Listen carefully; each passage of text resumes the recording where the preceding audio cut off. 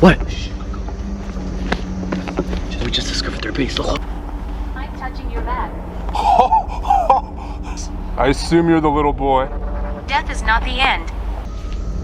Oh, it's a homemade toilet. What? Dude. What if nature's beauty becomes a living nightmare? The Appalachian Trail is breathtaking, but sometimes something evil lurks in the trees. These are the most spine-tingling real encounters ever captured on camera, and they are bound to make your blood run cold. So buckle up to get scared. Deep in the Appalachian woods, YouTuber Mo Sargi and his buddy embarked on what appeared to be just another 24-hour challenge. Right guys, we are going to be venturing deep into the Appalachian Trail looking for danger, basically. The film begins as most of Mo's escapades. Humorous jokes, flickering flashlights, and the dense woods whispering secrets in the wind. But not too far into the trek, something unusual occurred. What? Shh. What's wrong? Crouch. What? I think we just discovered their base. Look. Oh, you see that? There's like a house down there. I don't know if I can catch him. You see it? What the hell? Amidst the thick fog and towering trees, they catch a glimpse of something. A shadow. A figure. It vanishes as fast as it comes. Coal mining stuff. There might have been a mine here at one point. Oh yeah, look. There's rails up there. From a coal mine. Instead, they follow the direction where it disappeared, into a path that leads to something far worse than they imagined. That's where they discover it. A small path that ends at a wrecked, long-deserted house. He's in this building right now.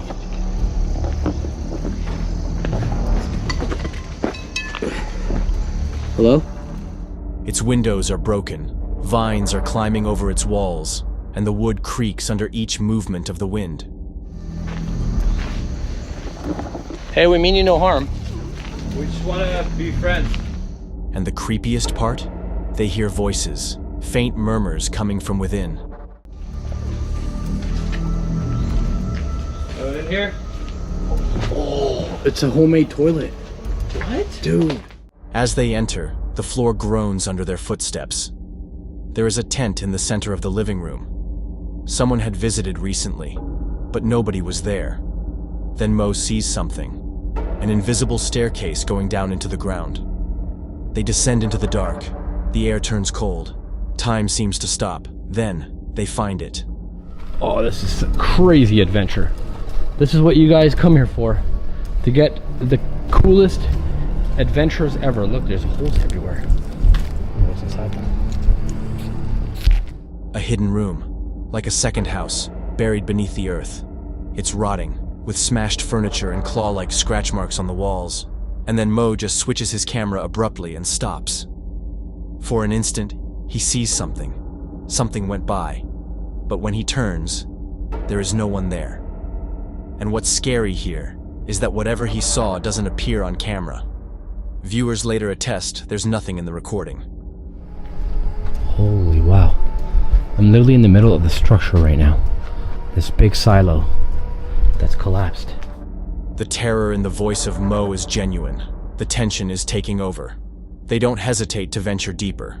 They run, out of the basement, out of the house, and out of the woods. To this day, nobody has any idea what Mo saw. But if you pay close attention to the video, you might just see something the camera didn't. The Hoggett Project is a YouTube channel famous for immersive outdoor escapades, unfiltered, authentic, and often by himself. The author doesn't pursue suspense for the camera. Rather, he pursues solitude, harmony with nature, and sometimes, chills that are not expected. One such journey in the Appalachian backwoods served up a nasty surprise he did not agree to. It's a nice creek that comes through here, and you can have a look-see all the way down the pipeline. It's late afternoon as he pitches camp in a secluded woodsy spot. It starts out like a dream, birds chirping, a crackling fire, and his calm voice setting the perfect mood.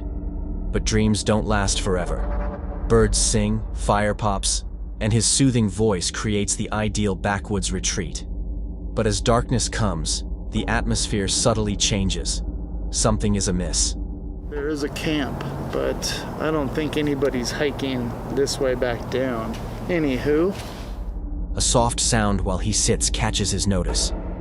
Footsteps leave crunching. He dismisses it. No one is nearby for miles.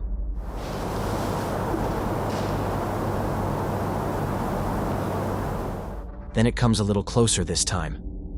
He swivels the camera into the darkness, but there's nothing. Yet, his face sets hard.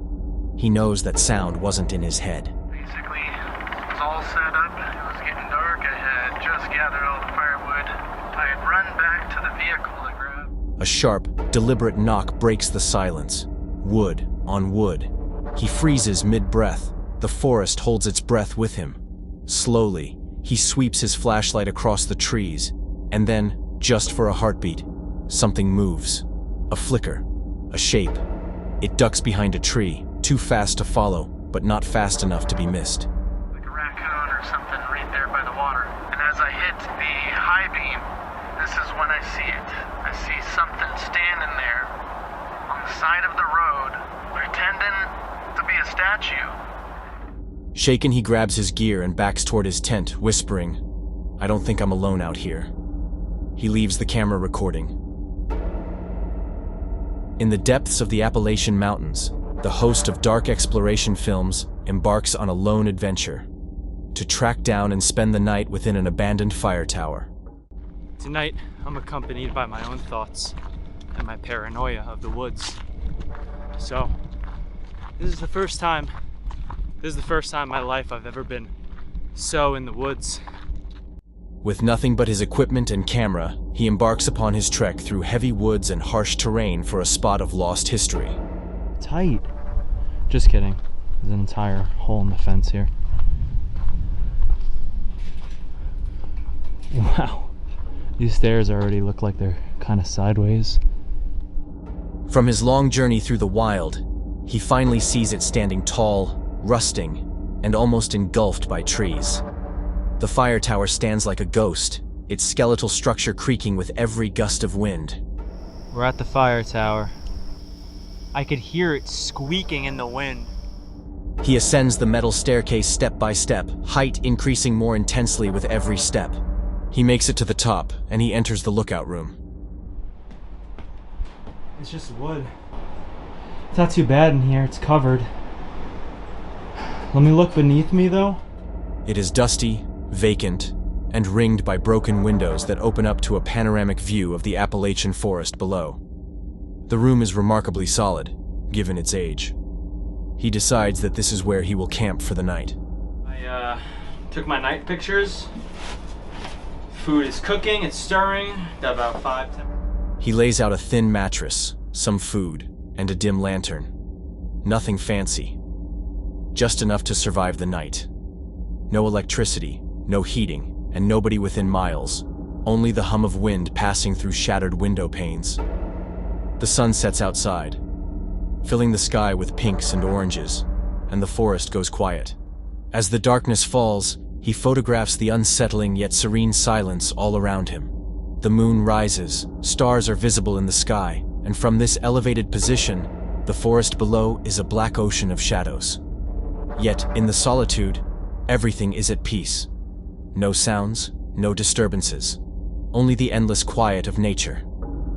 He reflects on how strange it feels to be here, so alone, yet not completely unwatched. He discusses the history of the tower and how they probably used it decades ago to monitor forest fires. Morning arrives serenely. The sunrise from the tower is superb. He packs his stuff, ensures he leaves behind no trace, and gently comes down the stairs back to the forest. He descends the tower and disappears into the forest. But as the video ends, the camera pans back up toward the lookout room. For just a second, something moves. Something standing there, watching from the window he thought was broken. He never noticed it. But now, viewers do. If you believe you've heard it all, think twice. The Appalachian Trail, already notorious for its untamed landscape and spine-chilling quietness, was set as the background of one of the most spine-chilling paranormal experiences ever recorded on film. A team of experienced paranormal investigators, producers of the YouTube series Paranormal Discovery, trekked far into the Appalachian forest to capture ghost activity. It's quite beautiful. Hey, right up there. Hey, there's a fire pit. I didn't even see that. Did you see that fire pit? I did last night. Oh, I didn't even... Yeah. Oh, we could have had a fire. They had spent the night before at an odd rocky outcropping that they called Moon Rock because of its creepy white glow in the moonlight. The next day, they went back to the location, cameras in hand, going over tapes and absorbing the creepy energy that hung in the air. Is that a path there? No idea. The child wants help. Chels? The child! As they wandered off trail to explore nearby ridgelines, nightfall crept in fast. That's when it started. A child's voice, software echoing through the trees. Child's Spirit back. Talker? Yeah, Spirit Talker. Child's back. Hi! We came back to help you. One of the investigators calls into the dark. Who's there? We're here to help. There's a pause. Then, a whisper. Is that a path? I'm upset. I am upset. They followed the voice cautiously, flashlights cutting through thick darkness. No signs of life. Then, clear as day, a voice whispered directly into the mic. I'm touching your back. I'm touching your back. But when the team spun around, there was no one there. They kept moving. More EVP responses came through. People have seen me, the voice claimed. That led them back toward their tents. Maybe the spirit was anchored there. That's where they attempted direct contact. One of the team members tried to initiate a stronger connection. Hello? What's your name? A male voice replied through the spirit box. Thomas. He asked more. Thomas? Is this your home? The reply came quickly. Death is not the end. Thomas. Hello, Thomas. I assume you're the little boy. Death is not the end. But when the woman asked, "Why are you angry, Thomas? What made you this way?" Just then, a helicopter roared overhead, seemingly out of nowhere. It was as if their session triggered something, or someone else was already watching. Shaken, they regrouped, whispering among themselves. What if this boy was forgotten? Maybe he's trying to make sure his story's told. It all started to make tragic sense. A child's spirit, angry, abandoned, desperate to be remembered. As they packed up to leave, a final voice cuts through the silence. It's not on the spirit box. It's not in their ears. It's on the raw footage playback hours later. Don't leave me here again. No one said it. And it was recorded after the last camera was turned off. Whatever was out there in the Appalachian darkness, it wasn't done speaking, and maybe it never will be. A lone hiker makes his way through a cold stretch of the Appalachian Trail, his breath visible in the frosty mountain air. The trees are tall, mist clings to the bark, and every step crunches over damp leaves. His camera catches it all. The eerie quiet, the filtered sunlight, and the isolation. He approaches Cove Mountain Shelter, a small wooden structure meant to give weary hikers a break from the elements. It looks like any other on the trail. 3 walls, a fire ring, and a bench.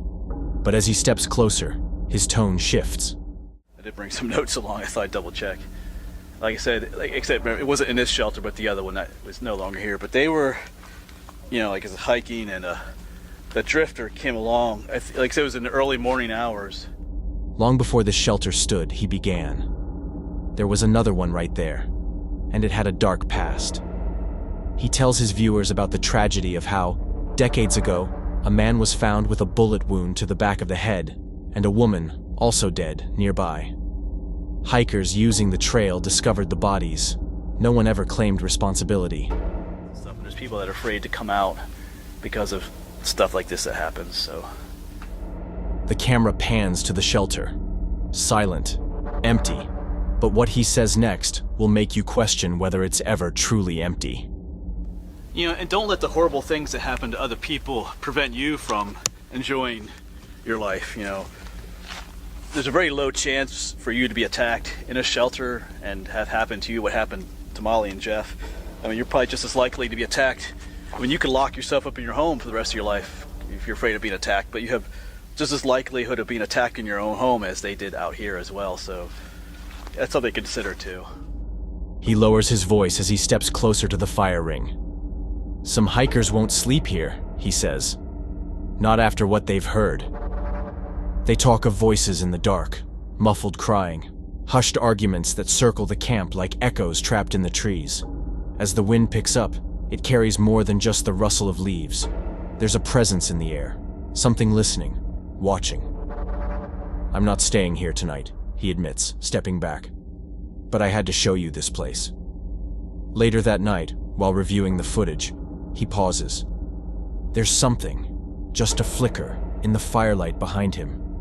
A shape, sitting, still, just outside the ring. He rewinds. It's gone. Fast forward. There it is again. He freezes the frame. Someone is there, sitting by the fire, and they're staring directly into the lens. These stories remind us that deep in the woods, some things don't want to stay hidden. If this gave you chills, don't forget to like, subscribe, and share your own forest encounters below. Because the trees may forget the footsteps, but the forest never forgets the fear. Until next time, stay curious, and maybe leave the night hikes to someone else.